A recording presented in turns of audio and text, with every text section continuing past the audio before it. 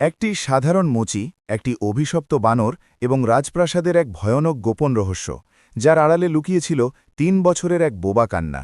বনের পশুর চোখে কি কখনো মানুষের যন্ত্রণা দেখেছেন, নাকি দামি পাগড়ির আড়ালে লুকিয়ে থাকা কোনো শয়তানের চক্রান্ত? আজ ইসলামিক ভয়েস বাংলায় শুনুন এক অদম্য বিশ্বাসের গল্প, যেখানে ভাগ্যের চাকা ঘুরে যায় স্রেফ আল্লাহর ওপর ভরসা রেখে।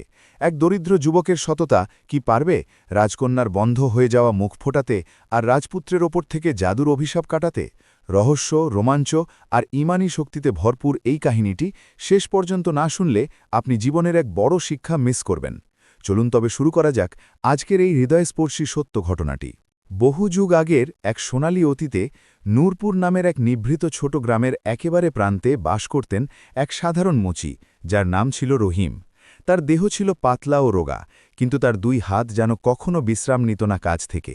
আঙুলগুলো সুই আর সুতোর সঙ্গে এতটাই মিলেমিশে গিয়েছিল যে গ্রামের মানুষজন মুগ্ধ হয়ে বলাবলি করত, রহিমের হাতে যেন জুতো সেলাই করার এক অপার্থিব জাদু আছে। অথচ সেই জাদুর সাহায্যেও তার ছোট্ট ঘরে দুবেলা অন্ন জোটাতে প্রতিদিন লড়াই করতে হতো। তার বাবা ছিলেন হামিদ, যিনি এককালে এক টুকরো ছোট জমির মালিক ছিলেন, কিন্তু ৩ বছরের ভয়ঙ্কর খরায় সেই জমি শুকিয়ে মরুভূমিতে পরিণত হয়েছিল এবং শেষ পর্যন্ত হামিদকে নিজের শেষ সম্বল জমিটুকুও বিক্রি করে ঋণের বোঝা থেকে মুক্তি নিতে হয়েছিল। এখন হামিদ অসুস্থ হয়ে পড়েছিলেন, তার পিঠ কুঁজো হয়ে গিয়েছিল, চোখ দুটো গর্তে বসে গিয়েছিল। তবু তার মুখে এক অদ্ভুত শান্তির ছাপ ছিল, যা রহিমকে সব সময় অবাক করে তুলত। মায়ের নাম ছিল খাদিজা, যিনি সকাল থেকে সন্ধ্যা অবধি অন্যের বাড়িতে বাসন মেজে দিন কাটাতেন এবং ঘরে ফিরেও শান্তি পেতেন না। রহিম ছিলেন তাদের একমাত্র সন্তান, এবং তিনি ভালো করেই জানতেন যে এই ঘরের সমস্ত আশা ভরসা এখন একা তার কাঁধেই চেপে বসেছে। সেদিনের সকালটি অন্যান্য সাধারণ সকালের মতোই শুরু হয়েছিল। রহিম তার ছোট দোকানের বাইরে চাটাই পেতে বসেছিলেন। দোকানই বা কি ছিল? একটি ভাঙা দেয়ালের ছায়ায় একটি পাথরের চৌকি ছিল, যার উপর চামড়ার টুকরো এবং ভাঙা সরঞ্জাম রাখা থাকত। গ্রামের মানুষ মাঝে মাঝে জুতো সেলাই করাতে আসত, কিন্তু খুব কম। সেদিন রহিমের হাতে এক বৃদ্ধ কৃষকের একটি ছেঁড়া জুতো ছিল, যা তিনি খুব মন দিয়ে সেলাই করছিলেন। ঠিক তখনই তিনি দেখলেন বাজারের ওপাশে কিছু একটা হুলস্থুল হচ্ছে। রাজকীয় সওয়ারির শব্দ শোনা যাচ্ছিল, নাকাড়া বাজছিল এবং ঘোড়ার খুঁড়ের শব্দে মাটি কেঁপে উঠছিল। রহিম উঠে দাঁড়িয়ে পড়লেন এবং দেখলেন যে রাজপ্রাসাদ থেকে একজন বার্তাবাহক এসেছে, যার হাতে একটি সোনালি কাগজ ছিল। সেই বার্তাবাহক বাজারের মাঝখানে দাঁড়াল এবং উচ্চস্বরে ঘোষণা করল, শোনো শোনো হে দেশের মানুষ, আমাদের বাদশাহ সুলতান ইব্রাহিমের একমাত্র মেয়ে শাহজাদি সালমার ওপর এমন এক বিপদ এসেছে, যার সমাধান এখনও পর্যন্ত কেউ খুঁজে পায়নি। যে ব্যক্তি এই সমস্যার সমাধান করবে তাকে শাহজাদির সাথে বিয়ে দেওয়া হবে এবং অর্ধেক রাজ্যের শাসনভার দেওয়া হবে, কিন্তু যে ব্যর্থ হবে তাকে জনসম্মুখে চাবুক মেরে গ্রাম থেকে বের করে দেওয়া হবে। এটি শুনে বাজারে নিস্তব্ধতা নেমে এলো। মানুষ একে অপরের দিকে তাকাতে লাগল। রহিমও সেখানে দাঁড়িয়েছিলেন এবং তার মনেও এক তোলপাড় সৃষ্টি হল। কিন্তু তিনি নিজেকে বললেন, আমার মতো মুচির সাথে শাহজাদির কি সম্পর্ক? তিনি আবার তার চৌকিতে ফিরে এলেন এবং জুতো সেলাই করতে লাগলেন। কিন্তু তার হাত থেমে গেল যখন তিনি ভাবলেন, যদি আমি জিতে যাই তবে বাবা মায়ের সব কষ্ট শেষ হয়ে যাবে। তারপর তিনি নিজেকে থামালেন এবং বললেন, না, এটি আমার সাধ্যের কথা নয়। সেই রাতটি রহিমের বাড়িতে খুব বিষণ্ণতার সাথে কাটল। খাদিজা খাবার পরিবেশন করলেন, কিন্তু রুটি কম ছিল এবং তিনি নিজে কম খেয়ে রহিম ও হামিদকে বেশি দিচ্ছিলেন। হামিদ কাস্তে কাস্তে জিজ্ঞেস করলেন, বেটা, আজ বাজারে কি হয়েছিল? রহিম সব কথা জানালেন। হামিদ চুপ থাকলেন, তারপর ধীরে ধীরে বললেন, রহিম বেটা, আল্লাহর পথে মাঝে মাঝে এমন মোড় আসে যা আমাদের নিজের যোগ্যতার চেয়েও উঁচুতে তোলার জন্য হয়। কিন্তু রহিম মাথা নিচু করে নিলেন এবং বললেন, আব্বা, আমি একজন গরিব মুচি, রাজপ্রাসাদ পর্যন্ত যাওয়ার রাস্তা আমার জানা নেই। হামিদ তার হাত ধরলেন এবং বললেন, বেটা, রাস্তা আল্লাহ জানেন, তোকে শুধু পা বাড়াতে হবে। সেই রাতে রহিম অনেক রাত পর্যন্ত জেগে থাকলেন। তিনি ছাদের দিকে তাকিয়ে থাকলেন এবং তার মনে এক অদ্ভুত অস্থিরতা ছিল। তারপর তিনি হাত তুললেন এবং চোখ বন্ধ করলেন। ইয়া আল্লাহ, তুমি জানো যে আমি কতটা অসহায়। তুমি জানো আমার ঘরে কত অভাব। আমি জানি না যে আমি সেই সমস্যার সমাধান করতে পারবো কিনা, কিন্তু ইয়া আল্লাহ, তুমি যদি চাও তবে আমি যাব। তুমি আমাকে পথ দেখাও, তুমি আমার আব্বার অসুখ সারিয়ে দাও, তুমি আমার মায়ের কষ্ট দূর করো, শুধু তুমি সাথে থেকো। রহিমের চোখ ভরে এলো এবং তিনি ওই অবস্থাতেই ঘুমিয়ে পড়লেন। পরদিন সকালে রহিম যখন উঠলেন তখন তিনি এক অদ্ভুত দৃশ্য দেখলেন। তার দোকানের সামনে একটি ছোট বানর বসেছিল। এই বানরটি সাধারণ বানরদের মতো ছিল না। তার চোখগুলো ছিল অত্যন্ত বুদ্ধিদীপ্ত, যেন সে সব কিছু বুঝতে পারে। তার গলায় একটি পুরনো ভাঙা শিকল ঝুলছিল, যা বলে দিচ্ছিল যে এটি আগে কারোর ছিল। রহিম তাকে দেখলেন এবং হাত বাড়ালেন। বানরটি ভয় পাওয়ার বদলে এগিয়ে এসে তার হাত ধরল। রহিম অবাক হয়ে গেলেন। তিনি বানরটিকে রুটির একটা টুকরো দিলেন। বানরটি খেল এবং তারপর তার চোখের দিকে তাকিয়ে থাকল। রহিম মজা করে বললেন, তুমিও কি জানো যে আমার আজ রাজপ্রাসাদে যাওয়া উচিত? বানরটি জবাবে মাথা নাড়াল। রহিম ভাবলেন এটি কাকতালীয় বিষয়, কিন্তু তার মনে এক সংকল্প জন্ম নিল। সেই বানরটি সারা দিন তার কাছে থাকল। যখন রহিম দোকান বন্ধ করতে লাগলেন তখন বানরটিও উঠল এবং তার পেছনে হাঁটতে লাগল। রহিম তাকে তাড়ানোর চেষ্টা করলেন, কিন্তু সে গেল না। শেষ পর্যন্ত রহিম তাকে বাড়িতে নিয়ে এলেন। খাদিজা বানরটিকে দেখলেন এবং জিজ্ঞেস করলেন, এটি কোত্থেকে এলো? রহিম বললেন, আমি নিজে নিজেই চলে এসেছে। হামিদ বানরটিকে দেখে হালকা হাসলেন এবং বললেন, বেটা, একে দেখে মনে হচ্ছে এটি কোনো সাধারণ প্রাণী নয়, একে থাকতে দে। সেই রাতে রহিম সিদ্ধান্ত নিলেন যে তিনি রাজপ্রাসাদে যাবেন। তিনি তার মাকে জানালেন। খাদিজার চোখ ভরে এলো। বেটা, তুই যদি ব্যর্থ হস তবে তোকে চাবুক মারা হবে। রহিম মায়ের হাত ধরলেন। আম্মি, আমি যদি না যাই তবে এই অভাব এভাবেই থেকে যাবে। আব্বার ওষুধের জন্য টাকা নেই। তুমি দিন রাত খাটুনি করো, কিন্তু ঘর চলে না। আমাকে যেতেই হবে। হামিদ কাঁপতে কাঁপতে হাত তুলে দোয়া চাইলেন। ইয়া আল্লাহ, আমার ছেলের হেফাজত করো। তুমি সাক্ষী যে এর মনে কোনো লোভ নেই, শুধু নিজের বাবা মায়ের সেবার নিয়াত আছে। রহিম পরদিন সকালে বেরিয়ে পড়লেন এবং সেই বানরটিও তার কাঁধে নিয়ে বসল। মানুষ তাকে দেখে হাসাহাসি শুরু করল। জনৈক এক বাজারি লোক, যার নাম ছিল রহমত, সে ব্যঙ্গ করে বলল, দেখো, মোচি রাজপ্রাসাদে যাচ্ছে। বানর হবে তার উজির। ভাই, তোমার জুতো এতটাই পুরনো যে দ্বাররক্ষীই তোমাকে ভেতরে ঢুকতে দেবে না। মানুষ হাসল, কিন্তু রহিম থামলেন না। তিনি মাথা নিচু করে হাঁটতে থাকলেন। তার মনের ভেতর এক আওয়াজ ছিল, যাও, শুধু যাও। রাজপ্রাসাদের পথ ছিল ৩ ক্রোশ। রহিম খালি পায়ে হাঁটছিলেন, কারণ তার নিজের জুতো এতটাই ছেঁড়া ছিল যে পড়ার যোগ্য ছিল না। দুপুরের রোদ যখন তীব্র হল তখন তার পা পুড়তে লাগল। তিনি একটি গাছের ছায়ায় থামলেন এবং বসে পড়লেন। বানরটি তার পাশে এসে বসল। রহিম চোখ বন্ধ করলেন। ইয়া আল্লাহ, কদম তো বাড়িয়েছি, এখন পথ তুমিই দেখাও। ঠিক তখনই তিনি শুনতে পেলেন পাশ থেকে ঘোড়ার খুরের শব্দ আসছে। তিনি চোখ খুললেন এবং দেখলেন এক বৃদ্ধ লোক, যাকে দেখে খুব ক্লান্ত মনে হচ্ছিল, নিজের ঘোড়া থেকে নামছে। সেই লোকটির নাম ছিল উস্তাদ লতিফ, যিনি এক ভ্রমণে বের হয়েছিলেন। উস্তাদ লতিফ রহিমকে দেখলেন এবং জিজ্ঞেস করলেন, বেটা, তুমি এই রোদে কোথায় যাচ্ছ? রহিম সব জানালেন। উস্তাদ লতিফ একটি লম্বা দীর্ঘশ্বাস নিলেন এবং বললেন, বাছা, এই পথ বড় বিপজ্জনক। অনেক মানুষ গিয়েছে এবং চাবুক খেয়ে ফিরেছে। তুমি মোচি, এই কাজ তোমার জন্যে নয়। রহিম বললেন, উস্তাদজি, আমি জানি আমি কে, কিন্তু আমি এটাও জানি যে আল্লাহ প্রতিটি মানুষের মধ্যে কোনো না কোনো হুনার বা দক্ষতা রেখেছেন। উস্তাদ লতিফ তাকে খুঁটিয়ে দেখলেন।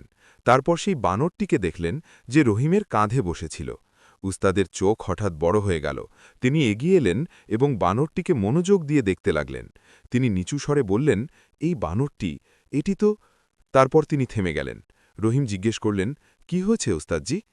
উস্তাদ লতিফ একটি গভীর দীর্ঘশ্বাস নিলেন এবং বললেন, বেটা, এই বানর কোনো সাধারণ বানর নয়। এর গলায় যে শিকল আছে তা রাজপ্রাসাদের। এই বানরটি আসলে রাজপ্রাসাদেরই ছিল। ৩ বছর আগে এটি রাজপ্রাসাদ থেকে পালিয়ে গিয়েছিল, যখন শাহজাদি সালমার ওপর সেই বিপদ এসেছিল। রহিমের বুক ধক করে উঠল। তিনি বানরটির দিকে তাকালেন। বানরটির চোখ যেন কিছু বলতে চাইছিল। উস্তাদ লতিফ রহিমের পাশে বসে পড়লেন এবং নিচু স্বরে বললেন, বেটা, আমি সেই বিপদের ব্যাপারে অনেক কিছু শুনেছি। শাহজাদি সালমা, যিনি সবচেয়ে রূপবতী এবং বুদ্ধিমতী ছিলেন, তিনি হঠাৎ একদিন থেকে কথা বলা বন্ধ করে দিয়েছেন। তার চোখ খোলা থাকে, তিনি হাঁটেন, খান, কিন্তু মুখ দিয়ে একটি শব্দও বের হয় না। বাদশাহ দুনিয়ার সব হাকিম ডেকেছেন, কিন্তু কোনো প্রতিকার পাননি। এখন তিনি এই ঘোষণা করেছেন যে যে ব্যক্তি শাহজাদির মুখ ফোঁটাতে পারবে সেই হবে তার জামাতা। রহিম শুনছিলেন, এবং তার মনে এক অদ্ভুত নিস্তব্ধতা ছিল।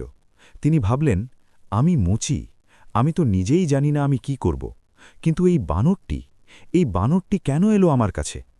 উস্তাদ লতিফ উঠতে উঠতে বললেন, বেটা, আমার একটি কথা শোনো, আল্লাহর ওপর ভরসা রাখো, কিন্তু একটা কথা মনে রেখো, রাজপ্রাসাদে একজন উজির আছে যার নাম নাজিম খান। সে অত্যন্ত চতুর এবং বিপজ্জনক। সে আগে থেকেই ৩ জনকে ব্যর্থ করিয়েছে, কারণ সে চায় না শাহজাদির মুখ খুলুক। কেন চায় না তা আমি জানি না, তবে সাবধান থেকো। এই বলে উস্তাদ লতিফ ঘোড়ায় সওয়ার হয়ে চলে গেলেন। রহিম সেখানে গাছের ছায়ায় বসে থাকলেন। তার মনে এখন ভয়ও ছিল, আশাও ছিল, এবং এক গভীর প্রশ্ন। সেই বানরটি তার কোলে এসে বসল এবং তার চোখের দিকে তাকাতে লাগল। রহিম তার মাথায় হাত বুলিয়ে বললেন, বল আমাকে, তুই কি আমাকে রাজপ্রাসাদের দিকে নিয়ে যাবি? বানরটি মাথা নাড়ল। রহিম হালকা শ্বাস নিলেন এবং উঠে দাঁড়ালেন। তিনি পা বাড়িয়ে চলতে শুরু করলেন। রাজপ্রাসাদের দেয়াল এখন দূর থেকে দেখা যাচ্ছিল। সেই দেওয়ালগুলো পাথরের তৈরি ছিল এবং এতটাই উঁচু ছিল যে মনে হচ্ছিল আকাশ ছুঁয়েছে। রাজপ্রাসাদের দরজায় ২ জন পাহারাদার দাঁড়িয়েছিল, যাদের হাতে ভরসা ছিল। রহিম যখন কাছে পৌঁছলেন, তখন একজন পাহারাদার, যার নাম ছিল কামাল, সে তাকে থামালো এবং বলল, কেন, কে তুমি? রহিম জবাব দিলেন, আমার নাম রহিম, আমি বাদশাহর ঘোষণার কথা শুনে এসেছি। কামাল তাকে ওপর থেকে নিচ পর্যন্ত দেখল। তোমাকে তো মোচি মনে হচ্ছে, এরা সব কোত্থেকে উঠে আসে? দ্বিতীয় পাহারাদার, যার নাম ছিল ইকবাল, সে একটু নরম স্বরে বলল, ঠিক আছে, যেতে দাও, বাদশাহর হুকুম আছে যে প্রত্যেক ব্যক্তিকে আসতে দেয়া হয়। রহিম ভেতরে গেলেন। রাজপ্রাসাদের আঙিনা এতটাই বড় ছিল যে রহিমের চোখ কপালে উঠে গেল। মার্বেল পাথরের মেঝে ছিল, যা এতটাই পরিষ্কার ছিল যে তাতে রহিম নিজের মুখ দেখতে পাচ্ছিলেন। রহিম কখনো এমন জায়গা দেখেননি, কিন্তু তার পা কাঁপছিল। বানরটি তার কাঁধে ছিল এবং সে রহিমের কানের কাছে মুখ নিয়ে ধীরে এক আওয়াজ করল। রহিম বুঝতে পারলেন না, কিন্তু তার মনে হলো যেন বানরটি বলছে, ঘাবড়াস না। ঠিক তখনই দরবারের ভেতর থেকে একটি আওয়াজ এলো, পরবর্তী ব্যক্তি। রহিমের সাথে সেই সময় আরও ৩ জন লোক ছিল, যারা ঘোষণা শুনে এসেছিল। একজন ছিল আমির ব্যবসায়ী, যার নাম ছিল নাদির, যে খুব অহংকারী ভঙ্গিতে হাঁটছিল। দ্বিতীয়জন ছিল এক তরুণ আলেম, যার নাম ফয়সাল, যার হাতে বই ছিল। তৃতীয়জন ছিল রহিম। নাদির আগে গেল। সে ভেতরে গিয়ে খুব আত্মবিশ্বাসের সাথে বলল, বাদশাহ সালামাত, আমি বিদেশের হাকিমদের সাথে পরামর্শ করেছি এবং আমার কাছে একটি ওষুধ আছে। শাহ সুলতান ইব্রাহিম, যিনি সিংহাসনে বসেছিলেন, তাকে বৃদ্ধ এবং ক্লান্ত মনে হচ্ছিল। তার চোখে গভীর বিষণ্ণতা ছিল। তিনি নাদিরের কথা শুনলেন এবং বললেন, ঠিক আছে, চেষ্টা করো। নাদির শাহজাদির ঘরে গেল।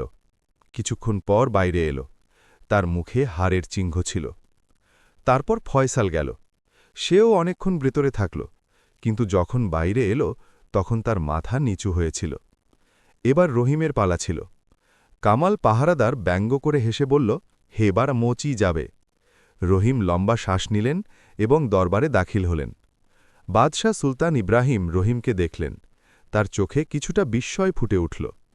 উজির নাজিম খান, যে ডান দিকে দাঁড়িয়েছিল, সে রহিমকে দেখল এবং তার মুখে এমন এক হাসি ছিল যা বাইরে থেকে মিষ্টি কিন্তু ভেতরে বিষাক্ত ছিল।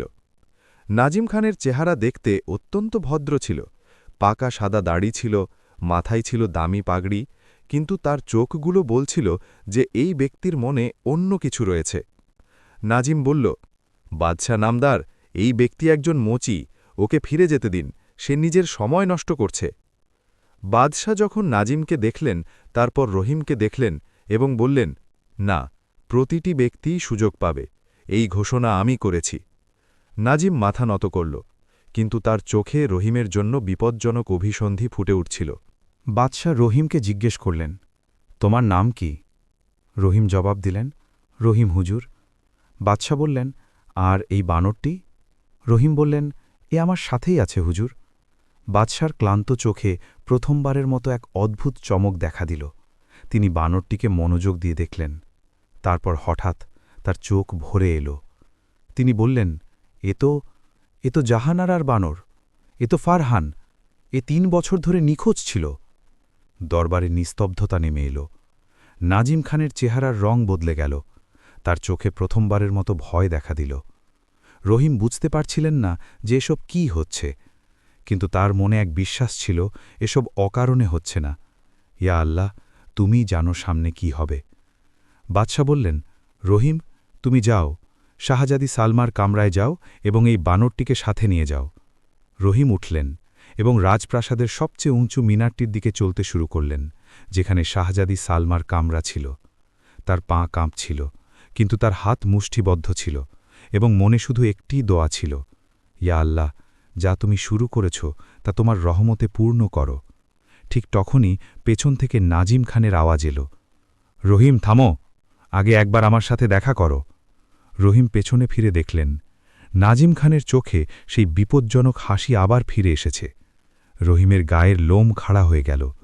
নাজিম খান ধীরে ধীরে কদম বাড়িয়ে রহিমের দিকে এগিয়ে এলো। মার্বেল পাথরের মেঝেতে তার পায়ের শব্দ প্রতিধ্বনিত হচ্ছিল। সে নিজের পাগড়ি ঠিক করল এবং রহিমের একদম কাছে এসে নিচু স্বরে বলল, রহিম বেটা, তুমি তরুণ, বুদ্ধিমান মনে হচ্ছে, ভেতরে যেও না। শাহজাদির কামরায় যেই যায় সে হয় ব্যর্থ হয়ে চাবুক খায়, অথবা সে একটু থামল, তারপর বলল, অথবা এমন কিছু দেখে যা সে সারা জীবন মনে রাখে। রহিম তার চোখের দিকে তাকালেন। সেই চোখগুলো ছিল খুব চতুর। তাতে এমন এক গভীরতা ছিল যা ওপর থেকে ভদ্র দেখাত, কিন্তু ভেতরে যেন কোনো জাল বুনছিল। রহিম বললেন, উজির সাহেব, বাদশাহ আমাকে অনুমতি দিয়েছেন। নাজিম খান এক হালকা হাসি হেসে বলল, বাদশাহ বৃদ্ধ হয়েছেন, ক্লান্ত, তিনি জানেন না তার মেয়ের কি হচ্ছে। আমি জানি। রহিমের মনে একটি প্রশ্ন জাগল, যদি তুমি জানো তবে বলো না কেন? কিন্তু তিনি কিছু বললেন না, চুপ থাকলেন। নাজিম খান আরও বলল, দেখো, আমি তোমার শত্রু নই, আমি তোমাকে বাঁচাতে চাই। নিজের গ্রামে ফিরে যাও, আমি তোমাকে 10টি স্বর্ণ মুদ্রা দেব, নিজের বাবা মায়ের পেট ভরাও। এই রাজপ্রাসাদ তোমার জন্য নয়। রহিম নাজিমের কথা শুনলেন। তারপর তিনি ফারহান বানরটির দিকে তাকালেন। ফারহান নাজিম খানকে দেখছিল এবং সেই চোখে এমন এক আবেগ ছিল যা রহিম বুঝতে পারলেন না। কিন্তু ফারহানের চোখে ভয় ছিল না, ছিল ঘৃণা। রহিম নাজিমের দিকে ফিরে বললেন, ওজির সাহেব, আপনার মেহেরবানি, কিন্তু আমি যাব। নাজিম খানের চেহারা এক মুহূর্তের জন্য শক্ত হয়ে গেল। তারপর সে হাসি মুখে বলল, ঠিক আছে, যাও, কিন্তু মনে রেখো, ভেতরে যাই দেখবে তা কাউকে বলবে না, নয়তো তোমার বাবা মায়ের জন্য বিপদ হতে পারে। এই কথা শুনে রহিমের বুক ধক করে উঠল। তিনি এক মুহূর্তের জন্য তার মা খাদিজার চেহারা মনে করলেন, যে সকাল থেকে সন্ধে পর্যন্ত বাসন মাজত। তার আব্বা হামিদের ক্লান্ত চেহারা মনে করলেন, যে কাশতে কাশতে তাকে দোয়া দিত। কিন্তু রহিম দাঁত চেপে বললেন, আল্লাহ আমার বাবা মায়ের রক্ষক, আপনি তাদের চিন্তা করবেন না। এই বলে তিনি ঘুরলেন এবং ওপরের দিকে যাওয়া সিঁড়িতে পা বাড়ালেন। পেছন থেকে নাজিম খানের চোখ তার পিছের ওপর আটকে থাকল। সেই দৃষ্টিতে কোনো শুভাকাঙ্ক্ষীর উষ্ণতা ছিল না, সেই দৃষ্টিতে ছিল এক শিকারীর শীতলতা, যে তার শিকারকে জালে আটকা পড়তে দেখে। রহিম সিঁড়ি দিয়ে উঠতে থাকলেন। ফারহান তার কাঁধে ছিল। রাজপ্রাসাদের দেয়ালগুলো যেমন যেমন ওপরে যাচ্ছিল তেমন তেমন আরও শীতল হয়ে আসছিল। ওপর থেকে হাওয়া আসছিল, যা অসময়ের ছিল। রহিমের মনে হল যেন তিনি অন্য কোনো দুনিয়ায় দাখিল হচ্ছেন। সবচেয়ে ওপরের তলায় একটি দরজা ছিল। সেই দরজাটি বন্ধ ছিল। তার বাইরে এক বৃদ্ধা মহিলা বসেছিলেন, যার নাম ছিল বেগম রুকাইয়া। তিনি শাহজাদির খাদেমা ছিলেন। বেগম রুকাইয়ার চোখ লাল ছিল, যেন তিনি খুব কেঁদেছেন। তিনি রহিমকে দেখলেন এবং তারপর ফারহানকে দেখলেন। ফারহানকে দেখা মাত্রই বেগম রুকাইয়ার চোখ বড় হয়ে গেল। তিনি উঠে ফারহানের কাছে এলেন। তার হাত কাঁপছিল। তিনি ফারহানকে ছুলেন এবং বললেন, ইয়া আল্লাহ, ফারহান, তুমি ফিরে এসেছ। ফারহান বেগম রুকাইয়ার হাত ধরল। রহিম চুপচাপ দেখছিলেন। বেগম রুকাইয়ার চোখ ভরে এলো। তিনি বললেন, বেটা, তুমি জানো, শাহজাদি ফারহান চলে যাওয়ার পর থেকে 3 বছরে একবারও হাসেননি। যেদিন ফারহান নিখোঁজ হল সেদিনই তার মুখ বন্ধ হয়ে গেল। রহিমের মনে এই কথাটি গেঁথে গেল। তিনি বললেন, খালাজি, আমাকে ভেতরে যেতে দিন, বাদশাহ অনুমতি দিয়েছেন। বেগম রুকাইয়া এক পলক থেমে তাকে দেখলেন। তারপর ধীরে থেকে বললেন, যাও বেটা, কিন্তু খেয়াল রেখো, শাহজাদি কথা বলেন না, কোনো জবাব দেন না, কিন্তু দেখেন সবকিছু, বোঝেন সবকিছু। রহিম দরজায় কড়া নাড়লেন। কোনো জবাব এলো না। তিনি ধীরে দরজা খুললেন এবং ভেতরে কদম রাখলেন। কামরাটি বড় ছিল, কিন্তু তাতে এক অদ্ভুত নিস্তব্ধতা ছিল। জানলা দিয়ে আলো আসছিল, কিন্তু সেই আলোও যেন বিষণ্ণ ছিল। কামরার এক কোণায় একটি চেয়ারে শাহজাদি সালমা বসেছিলেন। তিনি সাদা পোশাকে ছিলেন, তার চুলগুলো খোলা ছিল, তার চোখ জানলার বাইরে তাকিয়েছিল। তার চেহারা এতটাই সুন্দর ছিল যে রহিম এক মুহূর্তের জন্য থমকে গেলেন। কিন্তু সেই চেহারায় যে বিষণ্ণতা ছিল তা সেই সৌন্দর্যের চেয়েও বেশি গভীর ছিল। রহিম ধীরে থেকে বললেন, শাহজাদি সালামাত থাকুন। সালমা কোনো জবাব দিলেন না। তার চোখ জানলার বাইরেই আটকে রইল। রহিম কিছু ভাবলেন। তারপর তিনি ফারহানকে নিজের কাঁধ থেকে নামিয়ে মেঝেতে রেখে দিলেন। ফারহান এক মুহূর্ত সেখানে দাঁড়িয়ে থাকল। তারপর ধীরে ধীরে হাঁটতে হাঁটতে সালমার চেয়ারের দিকে এগিয়ে গেল। সালমার চোখ তখনও জানলার দিকে ছিল। ফারহান তার পায়ের কাছে পৌঁছাল এবং সালমার হাত স্পর্শ করল। সেই এক লহমায় যা হল তা রহিম সারা জীবন ভুলবেন না। সালমার চোখ ঝট করে নিচে নেমে এল। তিনি ফারহানকে দেখলেন, এক পলক, দু পলক, তিন পলক, এবং তারপর সালমার চোখ থেকে একটি অশ্রুবিন্দু গড়িয়ে পড়ল। মাত্র একটি, কিন্তু সেই অশ্রু ৩ বছরের বোঝা নিয়ে আসছিল। সালমা কম্পিত হাতে ফারহানকে তুললেন এবং নিজের বুকে জড়িয়ে ধরলেন। তার ঠোঁট কাঁপল। রহিম শ্বাস বন্ধ করে দেখছিলেন, কিন্তু আওয়াজ বের হল না। সালমার মুখ তখনও বন্ধ ছিল। ফারহান তার কানের কাছে মুখ নিয়ে কিছু একটা শব্দ করল। সালমা তা শুনলেন। তার আলিঙ্গন আরও শক্ত হল। রহিম বুঝতে পারছিলেন না যে এসব কি হচ্ছে। তিনি চুপচাপ সেখানে দাঁড়িয়ে থাকলেন। কিছুক্ষণ পর সালমা ধীরে ধীরে নিজের মাথা তুললেন এবং রহিমের দিকে তাকালেন। তার চোখে একটি প্রশ্ন ছিল। রহিম বললেন, শাহজাদি, এই ফারহান কাল সকালে আমার দোকানের সামনে এসে বসেছিল। আমি জানতাম না একে, কিন্তু এ আমার সাথে চলে এলো এবং আমার মনে হল একে এখানে আসতে হবে। সালমার চোখ রহিমের উপর স্থির হয়ে রইল। তারপর তিনি ফারহানের দিকে তাকালেন।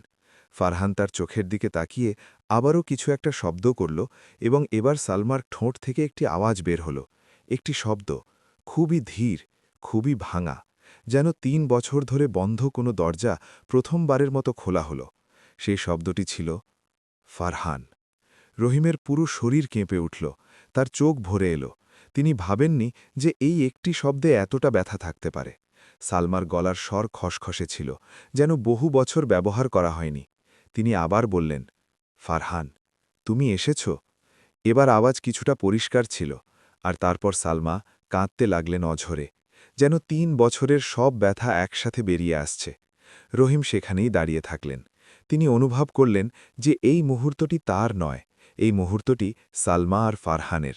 তিনি ধীরে ধীরে পেছনে সরতে লাগলেন, যে ঠিক তখনই সালমা তার দিকে তাকালেন এবং নিজের হাত তুললেন। থামো। রহিম থেমে গেলেন। সালমা কম্পিত কণ্ঠে জিজ্ঞেস করলেন, তুমি কে? রহিম বললেন, আমি রহিম, মোচি। সালমা তাকে দেখলেন। তার ছিঁড়ে যাওয়া জামা, তার খালি পা যা মেঝেতে ছিল, তার চেহারায় যে সারল্য ছিল, তা দেখে তিনি বললেন, মোচি, কিন্তু তুমি এখানে কেন এসেছ? রহিম বললেন, আপনার আব্বা ঘোষণা করেছিলেন, আমি আমার বাবা মায়ের জন্য এসেছিলাম। সালমা বললেন, আমার জন্য আসনি? রহিম এক পলক থেমে বললেন, শাহজাদি, ক্ষমা করবেন, আমার এতটা সাহস ছিল না যে আমি আপনার কথা ভাবব। কিন্তু এই ফারহান আমার কাছে এলো এবং ওই আমাকে এখানে টেনে নিয়ে এসেছে। সালমা ফারহানকে দেখলেন। ফারহান তার কোলে বসেছিল এবং তার চোখ রহিমের ওপর ছিল। সালমা ধীরে থেকে বললেন, ফারহান শুধু তার কাছেই যায় যার মনে কোনো পাপ থাকে না। রহিম কিছু বললেন না। সালমা এক গভীর শ্বাস নিলেন এবং বললেন, রহিম, তোমাকে কিছু জানাতে হবে আমার, কিন্তু এই রাজপ্রাসাদের দেয়ালগুলো সব শুনতে পায়, এখানে নয়। রহিম বললেন, তাহলে কখন? সালমা ফারহানের দিকে তাকালেন। ফারহান একবার মাথা নাড়ল, যেন সে সব বুঝতে পারছে। সালমা বললেন, কাল সকালে বাগানে একা এসো। তখনই দরজা খুলল এবং বেগম রুকাইয়া প্রবেশ করলেন। তিনি সালমাকে দেখলেন এবং তার চোখ বিস্ময়ে উজ্জ্বল হয়ে উঠল। তিনি বললেন, শাহজাদি, আপনি কথা বলেছেন, আপনি কথা বলেছেন। সালমা ক্লান্ত চোখে বললেন, বেগম রুকাইয়া, আব্বাকে জানিয়ে দাও, কিন্তু নাজিমকে জানাবে না। বেগম রুকাইয়া অবাক হয়ে জিজ্ঞেস করলেন, উজির সাহেবকে নয়? সালমার চোখে এক শীতল চমক দেখা দিল। তিনি বললেন, না, এবং এই একটি শব্দে এতটা দৃঢ়তা ছিল যে বেগম রুকাইয়া আর কোনো প্রশ্ন করলেন না। তিনি দৌড়ে নিচে গেলেন। রহিম দেখলেন যে সালমার চোখে সেই বিষণ্ণতা তখনও ছিল। মুখ ফুটেছে, কিন্তু সেই বোঝা এখনও নামেনি যা তিনি ৩ বছর ধরে বয়ে চলেছেন। রহিম বললেন, শাহজাদি, আমি কি একটি কথা জিজ্ঞেস করতে পারি? সালমা বললেন, জিজ্ঞেস করো। রহিম বললেন, আসল কথা হল ফারহানকে। সালমার চোখ আবারও ভরে এলো। তিনি ফারহানকে নিজের বুকে আরও জড়িয়ে ধরলেন এবং বললেন, ফারহান আমার ভাই। রহিমের পা যেন মাটিতে বসে গেল। তিনি বললেন, ভাই? সালমা বললেন, হ্যাঁ, আমার বড় ভাই শাহজাদা ফারহান, যাকে নাজিম খান এক কালো জাদুকরের মাধ্যমে অভিশাপ দিয়েছিল, এবং যেদিন আমার ভাই এই বানরের শরীর পেল সেই দিনই আমার মুখ বন্ধ হয়ে গেল, কারণ আমি যে রহস্য দেখেছিলাম তা আমাকে বলতে দেয়া হয়নি। রহিমের শরীর অসাড় হয়ে গেল। তিনি ফারহানের দিকে তাকালেন। ফারহানের চোখে এখন সেই ব্যথা ছিল যা একজন শাহজাদার থাকে, যে ৩ বছর ধরে বাননির শরীরে বন্দী ছিল। সেই চোখগুলো ছিল মানুষের, পুরোপুরি মানুষের। রহিমের চোখ ভরে এলো। তিনি বললেন, ইয়া আল্লাহ। তখনই নিচ থেকে আওয়াজ এলো। বাদশাহ সুলতান ইব্রাহিম ওপরে আসছিলেন। সিঁড়িতে তার পায়ের শব্দ শোনা যাচ্ছিল। সালমা রহিমের দিকে তাকালেন এবং ধীরে থেকে বললেন, রহিম, এখন কিছু বলো না। আব্বার সামনে ফারহানের আসল পরিচয় দিও না। রহিম জিজ্ঞেস করলেন, কেন? সালমা বললেন, কারণ নাজিম খানও ভেতরে আসবে, এবং যদি সে জানতে পারে যে ফারহান এখানে আছে, তবে সে এক রাতেই সবকিছু শেষ করে দেবে। রহিম বুঝতে পারলেন। তিনি মাথা নাড়লেন। বাদশাহ কামরায় প্রবেশ করলেন। তিনি সালমাকে দেখলেন এবং থমকে গেলেন। তার চোখে জল এসে গেল। সালমা উঠে তার আব্বার কাছে গেলেন। বাদশাহ তাকে জড়িয়ে ধরলেন এবং অঝরে কাঁদতে লাগলেন। তিনি একজন বাদশাহ ছিলেন, কিন্তু সেই মুহূর্তে তিনি ছিলেন কেবল একজন বাবা। রহিম একপাশে দাঁড়িয়েছিলেন, তার চোখও ভিজেছিল। নাজিম খানও পেছন থেকে কামরায় প্রবেশ করেছিল। সে সালমা আর বাদশাকে দেখল, তারপর তার নজর ফারহানের উপর পড়ল। নাজিমের শ্বাস এক মুহূর্তের জন্য আটকে গেল। তার চোখে সেই ভয় আবার ফিরে এলো যা আগে দরবারে এসেছিল, কিন্তু সে নিজেকে সামলে নিল এবং হাসি মুখে বলল, আল্লাহর শুক্রিয়া যে শাহজাদির মুখ ফুটেছে। বাদশাহ খুশিতে বললেন, হ্যাঁ নাজিম, এটি রহিমের কারণেই সম্ভব হয়েছে। নাজিম রহিমকে দেখল। তার মুখে হাসি থাকলেও তার চোখ বলছিল, তুমি অনেক বড় ভুল করেছ। বাদশাহ রহিমের হাত ধরলেন এবং বললেন, বেটা, তুমি যা করেছ তার প্রতিদান আমি আমার প্রতিশ্রুতি অনুযায়ী দেব। সালমার হাত তোমার এবং অর্ধেক রাজ্যের শাসনভারও তোমার। রহিম ইতস্তত করে বললেন, হুজুর, আমি একজন মুচি। নাজিম খান সাথে সাথে বলল, বাছানামদার, শাহজাদির মুখ ফুটেছে ঠিকই, কিন্তু এই মুচি কি আপনার মেয়ের যোগ্য? এ তো সাধারণ এক গ্রাম্য ছেলে। বাদশাহ নাজিমের দিকে তাকালেন। তখনই সালমা বললেন, আব্বা, নাজিমের কথা শুনবেন না। বাদশাহ তার মেয়ের কণ্ঠ শুনলেন। ৩ বছর পর সেই আওয়াজ শুনে তার চোখ আবার ভরে এলো। তিনি বললেন, বেটি, তুমি কিছু বলতে চাও? সালমা এক মুহূর্ত রহিমের দিকে তাকালেন, তারপর ফারহানের দিকে তাকালেন, তারপর বললেন, আব্বা, এই রাজপ্রাসাদে এক বিশাল রহস্য চাপা পড়ে আছে এবং সেই রহস্য উন্মোচনের সময় চলে এসেছে। বাদশাহ জিজ্ঞেস করলেন, কোন রহস্য বেটি? সালমা এক গভীর শ্বাস নিলেন। কামরায় নিস্তব্ধতা নেমে এলো। নাজিম খানের হাত তার পাগড়ির ওপর চলে গেল, যেন সে নিজেকে সামলাচ্ছে। রহিমের শ্বাস আটকে ছিল। ফারহান সালমার কোলে বসেছিল এবং তার চোখ নাজিমের ওপর স্থির ছিল। সালমা নিজের কণ্ঠ শক্ত করলেন এবং বললেন, আব্বা, আপনার ছেলে শাহজাদা ফারহান, সে মারা যায়নি।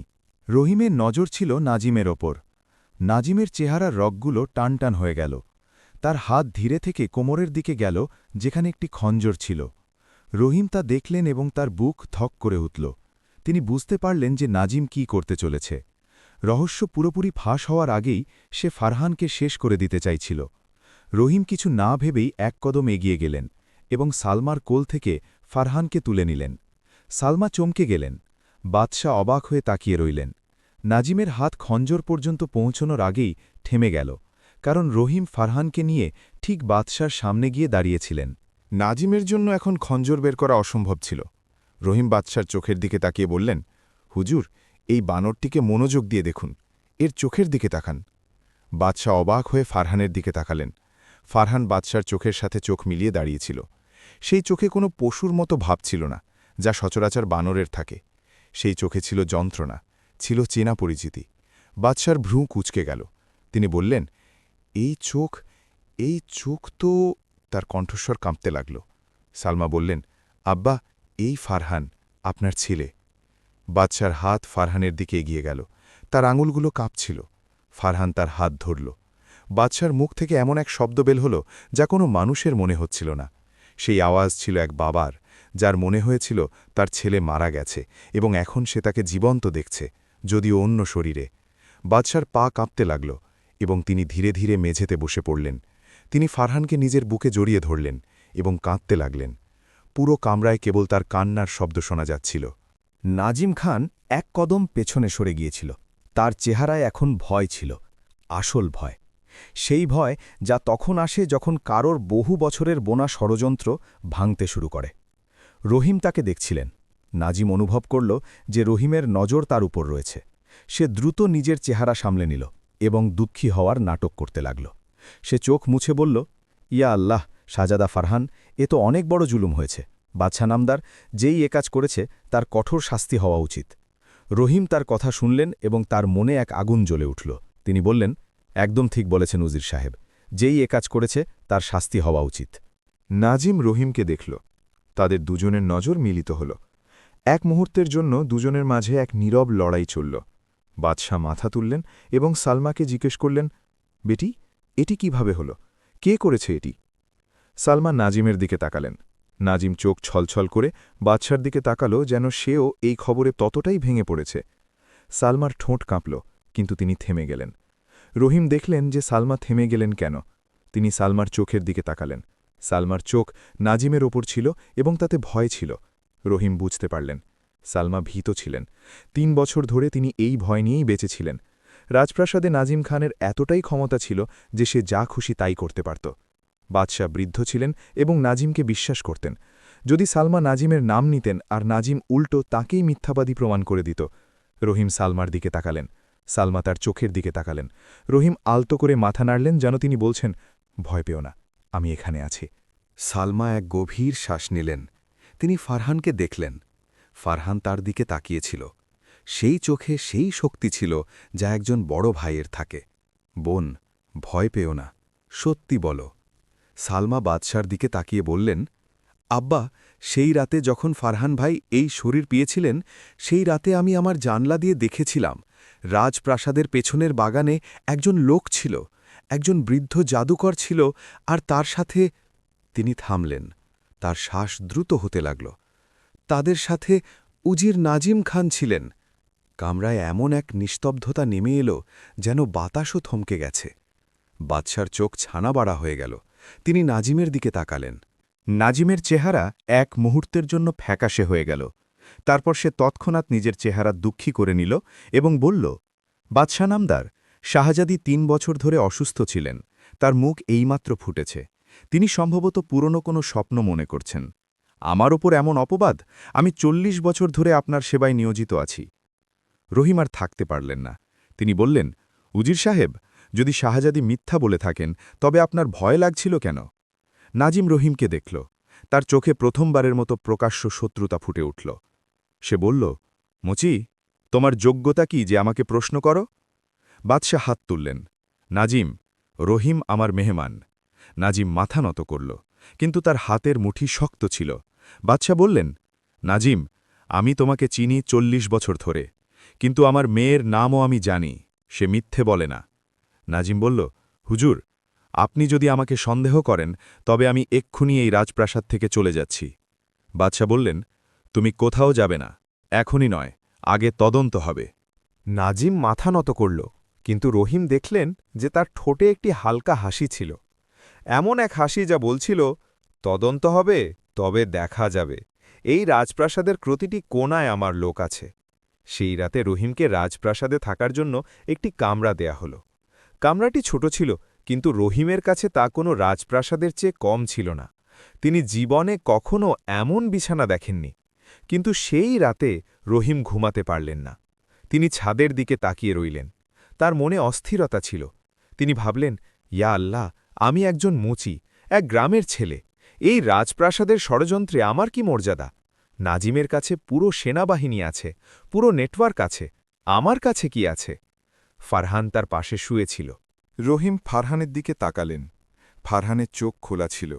রহিম বললেন, ফারহান ভাই, তুমি ৩ বছর ধরে এই শরীরে বন্দী আছো, তোমার কেমন লাগছে? ফারহান রহিমের দিকে তাকাল।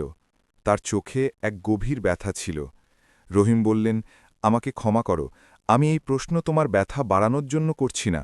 আমি জিজ্ঞেস করছি কারণ আমাকে বুঝতে হবে যে এই অভিশাপ ভাঙার পথ কি। ফারহান এক দীর্ঘ শ্বাস নিল। তারপর সে রহিমের হাতের ওপর নিজের হাত রাখল। রহিমের এক অদ্ভুত অনুভূতি হল, যেন সেই ছোট হাতের মধ্যে এক বিশাল শক্তি আছে। রহিম চোখ বন্ধ করলেন। ইয়া আল্লাহ, তুমি জানো আমি কেন এখানে এসেছি, তুমি জানো আমার মনে কি আছে। কিন্তু ইয়া আল্লাহ, এখন এই বিষয়টি কেবল আমার একার নয়, এক নির্দোষ শাহজাদার ব্যাপার, এক বাবার ব্যাপার যে নিজের ছেলেকে ৩ বছর ধরে এই অবস্থায় দেখছে। ইয়া আল্লাহ, তুমি পথ দেখাও। সকাল হওয়ার আগে রহিমের চোখে ঘুম এলো, কিন্তু সেই ঘুমের মধ্যে তিনি একটি স্বপ্ন দেখলেন। সেই স্বপ্নে একজন বৃদ্ধ লোক ছিলেন, সাদা পোশাকে, সাদা দাঁড়িতে। সেই লোকটি রহিমের সামনে দাঁড়িয়ে বলছিলেন, রহিম, এই অভিশাপের মুক্তি সেই জায়গাতেই আছে যেখান থেকে এই অভিশাপ শুরু হয়েছিল। রাজপ্রাসাদের পেছনের বাগানে একটি পুরনো কুঁয়ো আছে। সেই কুঁয়োর নিচে একটি পাথর আছে, সেই পাথরের ওপর একটি চিহ্ন আছে। সেই চিহ্নটিকে কেবল সালমার কণ্ঠ দিয়েই খোলা সম্ভব। সালমাকে সেই কালাম বা মন্ত্র পড়তে হবে যা সে সেই রাতে শুনেছিল। রহিম স্বপ্নে জিজ্ঞেস করলেন, কিন্তু নাজিম বাধা দেবে? বৃদ্ধ লোকটি বললেন, নাজিমের শক্তি সেই পাথরের মধ্যেই, পাথর ভাঙলে নাজিমও শেষ। রহিমের চোখ খুলে গেল, বুক ধকধক করছিল। ফারহান জেগেছিল এবং তার নজর ছিল রহিমের উপর, যেন ফারহানও জানত রহিম কি দেখেছে। রহিম উঠলেন, তিনি অজু করলেন এবং ফজরের নামাজ পড়লেন। নামাজে তিনি এতটাই কাঁদলেন যে তার দাড়ি ভিজে গেল। নামাজের পর তিনি চুপচাপ বসে রইলেন। তারপর তিনি বললেন, ইয়া আল্লাহ, তুমি পথ দেখিয়েছ, এখন আমাকে শক্তি দাও। সকাল হতেই রহিম বাগানে গেলেন। সালমা আগে থেকেই সেখানে ছিলেন। তিনি সালমাকে সেই সব কথা জানালেন যা তিনি স্বপ্নে দেখেছিলেন। সালমা শুনতে থাকলেন। তার চেহারায় বিস্ময় ছিল। তারপর তিনি বললেন, রহিম, সেই কালাম আমার মনে আছে। সেই রাতে আমি তা শুনেছিলাম। সেই জাদুকর সেই কালাম পড়েছিল যখন ফারহান ভাই এই শরীর পেয়েছিলেন। আমি সেই কালাম মুখস্থ করে নিয়েছিলাম, কারণ আমার মনে হয়েছিল হয়তো কখনো কাজে আসবে। কিন্তু আমার মুখ বন্ধ হয়ে গেল আর আমি কাউকে বলতে পারলাম না। রহিম বললেন, এখন আপনার মুখ ফুটেছে। সলমা বললেন, হ্যাঁ, কিন্তু রহিম, সেই কুয়ো পর্যন্ত যাবার জন্য রাতের সময় প্রয়োজন। দিনে নাজিমের লোক সব জায়গায় থাকে। রহিম ভাবলেন, তারপর বললেন, তাহলে আজ রাতে? সালমা সম্মতিতে মাথা নাড়লেন। কিন্তু তখনই বাগানের দরজায় একটি শব্দ হল। দুজনে ফিরে তাকালেন। সেখানে কেউ ছিল না, কিন্তু রহিমের মন বলছিল যে কেউ একজন ছিল এবং সে তাদের সব কথা শুনছিল। রহিম চোখের ইশারায় সালমাকে চুপ থাকতে বললেন। সালমা ইশারা বুঝে নিয়ে ধীরে ধীরে রাজপ্রাসাদের ভেতরে চলে গেলেন। রহিম সেখানেই দাঁড়িয়ে আকাশের দিকে তাকালেন। সূর্য উদিত হচ্ছিল, তার আলো বাগানের গাছেদের ওপর পড়ছিল। রহিম ভাবলেন, আজ রাতে সবকিছু শেষ হয়ে যাবে। হে আল্লাহ, আমাকে সামলে নিও। ঠিক তখনই পেছন থেকে আওয়াজ এলো। এটি নাজিম খানের কণ্ঠ ছিল। সে একা ছিল না, তার সাথে আরও ২ জন লোক ছিল যাদের হাতে দড়ি ছিল। নাজিম হেসে বলল, রহিম বেটা, আমি বলেছিলাম না এই রাজপ্রাসাদ তোমার জন্য নয়? কিন্তু তুমি শোনোনি, এখন দেখো কি হয়। রহিম থমকে গেলেন। তিনি একা ছিলেন। ফারহান আর সালমা তখন ভেতরে। বাগানে কেউ ছিল না, আর নাজিমের ২ জন লোক তার দিকে এগোতে লাগল। রুস্তমের বীরত্ব ও পলায়ন। নাজিমের ২ লোক আসিফ আর বশির রহিমের দিকে এগোচ্ছিল। রহিম এক কদম পিছিয়ে গেলেন। তার মনে কেবল একটিই ডাক ছিল, ইয়া আল্লাহ! নাজিম আরাম করে একটি পাথরের বেঞ্চে বসে বলল, রহিম, আমি তোমাকে 10টি স্বর্ণমুদ্রা দিয়ে চলে যেতে বলেছিলাম, কিন্তু তুমি শোনোনি। এখন এই দড়ি তোমার কপাল। আসিফ রহিমের ঠিক কাছে পৌঁছে হাত বাড়াল, তখনই এক অভাবনীয় ঘটনা ঘটল। বাগানের দেওয়ালের ওপর থেকে একটি ছোট শরীর ঝাঁপিয়ে পড়ল। সেটি ছিল ফারহান। সে আসিফের মুখের ওপর ঝাঁপ দিল এবং তার চোখ মুখ খামচাতে লাগল। আসিফ চিৎকার করে পিছিয়ে গেল। বশির ফারহানকে ধরার চেষ্টা করল, কিন্তু ফারহান অত্যন্ত ক্ষিপ্র ছিল। এই সুযোগে রহিম দৌড়ে বাগানের পেছনের দরজা দিয়ে বেরিয়ে গেলেন। ফারহানও তার পেছনে চলে এলো। উভয়ে রাজপ্রাসাদের পেছনের অংশে পৌঁছালেন। রহিম হাঁপাতে হাঁপাতে ফারহানকে দেখে বললেন, তুমি কিভাবে এলে? ফারহান তার দিকে তাকালো। তার চোখে উত্তর ছিল, আমি তোমাকে একা ছাড়তে পারি না। রহিমের চোখ ভরে এলো। তিনি ফারহানকে জড়িয়ে ধরে বললেন, ভাই, এখন আর রাত পর্যন্ত অপেক্ষা করা যাবে না। নাজিম জেনে গেছে, আমাদের এখনই সেই কুয়োর কাছে যেতে হবে। অভিশাপ মুক্তি ও ফারহানের প্রত্যাবর্তন। তারা দ্রুত পেছনের বাগানে গেলেন। সেখানে ঝোপঝাড়ের মধ্যে লুকানো সেই পুরনো কুয়োটি রহিম খুঁজে পেলেন। ঠিক তখনই সালমা দৌড়ে সেখানে এলেন। তিনি বললেন, নাজিম তোমাকে ধরার চেষ্টা করেছিল, আমি জানতে পেরেছি। আমি আব্বাকে বলেছি, তিনি নাজিমকে ধরার জন্য রক্ষী পাঠিয়েছেন। আমাদের সময় খুব কম। রহিম বললেন, সালমা, সেই কালাম এখনই পড়তে হবে। সালমা ফারহানকে বুকে জড়িয়ে ধরে কাঁদতে কাঁদতে বললেন, ভাই, 3 বছর আমি এই দিনটি দেখার জন্য বেঁচেছিলাম। এরপর তিনি নিজেকে সামলে নিয়ে কুয়োর সামনে দাঁড়ালেন। চোখ বন্ধ করে তিনি সেই কালাম পাঠ করতে শুরু করলেন, যা 3 বছর আগে সেই জাদুকরের মুখে শুনেছিলেন। প্রথমে কণ্ঠ নিচু থাকলেও ধীরে ধীরে তা জোরালো হল। কুয়োর ভেতর থেকে একটি নীল আলো নির্গত হল। এরপর এক বিকট শব্দে পাথর ভেঙে যাওয়ার আওয়াজ এল। ফারহানের শরীর কাঁপতে লাগল। আলোর ছটায় তার ছোট শরীরটি বদলাতে শুরু করল। রহিম অবাক হয়ে দেখলেন, ফারহান বড় হচ্ছে এবং মানুষের রূপ নিচ্ছে। এক মুহূর্ত পর সেখানে এক লম্বা, শক্তিশালী এবং সুদর্শন যুবক দাঁড়িয়েছিল। ফারহান তার নিজের হাত পা দেখল এবং আকাশের দিকে তাকিয়ে বলল, আলহামদুলিল্লাহ। তার এই এক শব্দে 3 বছরের যন্ত্রণা আর সবরের অবসান ঘটল। সালমা দৌড়ে গিয়ে ভাইকে জড়িয়ে ধরলেন। জাহিদ খানের পতন ও সত্যের জয়। ঠিক তখনই সুলতান ইব্রাহিমের রক্ষীরা নাজিম খানকে বন্দী করে নিয়ে এল। নাজিমের হাত বাঁধা ছিল, তার চিরচেনা সেই চতুর হাসি আজ উধাও। বাদশাহ নিজে সেখানে এলেন এবং ফারহানকে দেখে থমকে দাঁড়ালেন। তিনি দৌড়ে গিয়ে ছেলেকে জড়িয়ে ধরলেন। পুরো বাগানে তখন খুশির অশ্রু বইছিল। বাদশাহ নাজিমের দিকে তাকিয়ে বললেন, নাজিম, 40 বছর আমি তোমাকে বিশ্বাস করেছি। তুমি আমার ডান হাত ছিলে, আর তুমিই আমার সাথে এই বিশ্বাসঘাতকতা করলে। তোমার শাস্তি তুমি পাবে, কিন্তু আজ নয়। আজ আমার ঘরে খুশির দিন। নাজিমকে রক্ষীরা নিয়ে গেল। বাদশাহ রহিমের কাঁধে হাত রেখে বললেন, ব্যাটা, তুমি এক মোচির ঘর থেকে এসেছ। তোমার কাছে কিছুই ছিল না, কিন্তু তোমার মনে যা ছিল তাই রাজপ্রাসাদের আর কারো কাছে নেই। রহিম বিনয়ের সাথে বললেন, এসবই আল্লাহর রহমত, আমার কোনো কৃতিত্ব নেই। বাদশাহ হাসলেন, আর এই বিনয়ই তোমার সবচেয়ে বড় গুণ। সুখের সমাপ্তি। সেই সন্ধ্যায় রাজপ্রাসাদে উৎসব শুরু হল। পুরো শহরে খবর ছড়িয়ে পড়ল যে শাহজাদা ফারহান ফিরে এসেছেন এবং শাহজাদি সালমার মুখ ফুটেছে। রহিমের গ্রাম নূরপুর থেকে তার মা খাদিজা এবং বাবা হামিদকে রাজকীয় সাওয়ারিতে করে রাজপ্রাসাদে আনা হল। হামিদ রহিমের মাথায় হাত রেখে বললেন, আমি বলেছিলাম না, কদম বাড়াও, আল্লাহ পথ দেখাবেন। কিছুদিন পর রহিম আর সালমার বিয়ে হল। সালমা বাদশাহকে বলেছিলেন, আব্বা, রহিমের মনে কোনো লোভ ছিল না। সে ফারহানকে চিনেছে এবং আমাকে সাহস দিয়েছে। এমন মানুষই আমার যোগ্য। বিয়ের দিন সকালে রহিম সিজদায় গিয়ে আল্লাহর কাছে দোয়া করলেন, ইয়া আল্লাহ, আমি সেই মোচির ছেলেই আছি। আমাকে কোনোদিন অহংকার দিও না এবং আমার বাবা মায়ের হায়াত বাড়িয়ে দাও। গল্পের শিক্ষা।